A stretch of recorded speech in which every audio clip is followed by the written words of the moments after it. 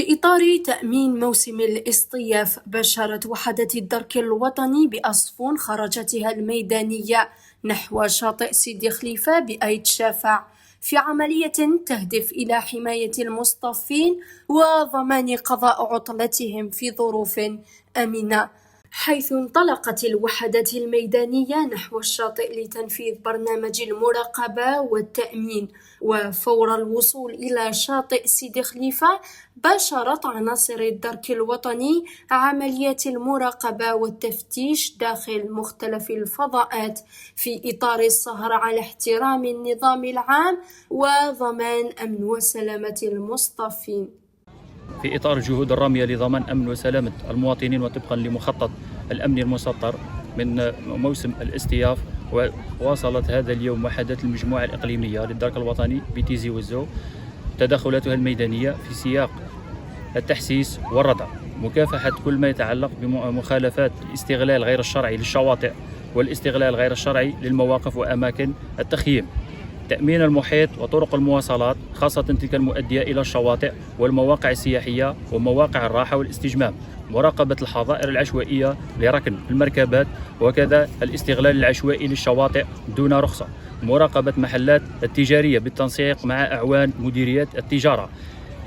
حيث تم إقحام جميع الوسائل المادية والبشرية الضرورية من خلال وضع تشكيلات أمنية ثابتة ومتحركة بمختلف الشواطئ وأماكن الراحة والاستجمام طيلة أيام الأسبوع، مع القيام بدوريات مترجلة مدعمة بالثنائية السينوتقني بهدف حماية المصطافين وممتلكاتهم، تحسيس المصطافين حول التحلي بقواعد السياقة السليمة واحترام قانون المرور من أجل موسم اصطياف بدون حوادث مرور، حث المواطنين على ضرورة كسب ثقافة التبليغ الرقمي، كون المواطن شريك فعال في المعادلة الأمنية، وذلك عن طريق الرقم الأخضر 1055، موقع الشكاوي المسبقة للدرك الوطني، الصفحة الرسمية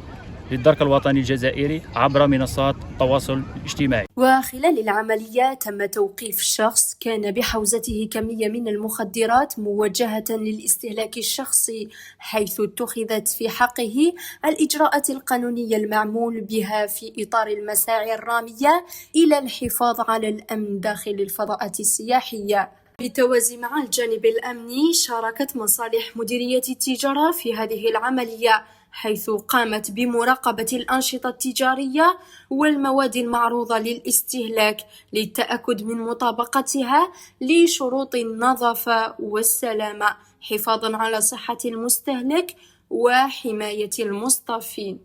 مدام منير ممثل المصطفى الرصيد من القاسم محمد القران. نهضروا على الشواطئ من حيث الأمن، الشواطئ مؤمنة من طرف الدرك الوطني ومن طرف الشرطة،